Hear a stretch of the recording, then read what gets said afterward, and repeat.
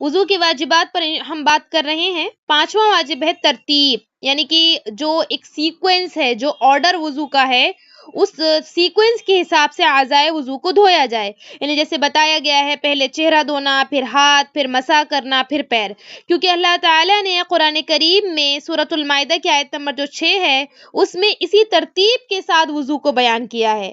اور حدیث نبوی میں بھی ہے کہ رسول اللہ صلی اللہ علیہ وسلم نے ایک دیہاتی سے کہا کہ تم اسی طرح وضو کرو جس طرح اللہ تعالیٰ نے تمہیں حکم دیا ہے، پھر آپ صلی اللہ علیہ وسلم نے اسے مرتب وضو سکھایا۔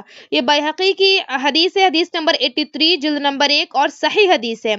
امام شوکانی رحم اللہ فرماتے ہیں کہ وضو میں ترتیب واجب ہے اور غیر مرتب وضو کفایت نہیں کرتا، یعنی کہ اگر کوئی وضو کی ترتیب کو پلٹ دے، یعنی کہ پہلے ہاتھ دھو لے پھر چہرہ دھوئے، یا پھر پہلے پیر دھو لے پھر سوچے کہ چلو بعد میں ہاتھ رہ گئے تھے اب ہاتھ دھو لیتے۔ بعض لوگ ایسا کرتے ہیں کہ بھئی اگر ان کو یاد آتا ہے کہ شاید میں نے جو ہے ہاتھ نہیں دھوئے اور پورا وضو کر لیے، تو پیر دھونے کے بعد پھر وہ اپنے کونیوں سمیت ہاتھ دھوتے ہیں۔ بعض لوگ چہرہ دھونا بھول جاتے ہیں تو پھر وہ ہاتھ جو کونیوں سمیت دھونے ہیں واجبات میں، وہ ہاتھ دھونے کے بعد پھر وہ بعد میں چہرہ دھوتے ہیں۔ تو اس طرح سے آپ سیکوینس کو، آپ ترتیب کو آگے پیچھے نہیں کر سکتے۔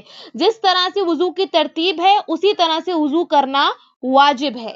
تو بچے، خواتین اور لڑکیاں ہمارے پاس آن لائن قرآن تجوید سے پڑھنا سیکھ سکتے ہیں۔ لیڈیز ٹیچر پڑھائیں گے انشاءاللہ۔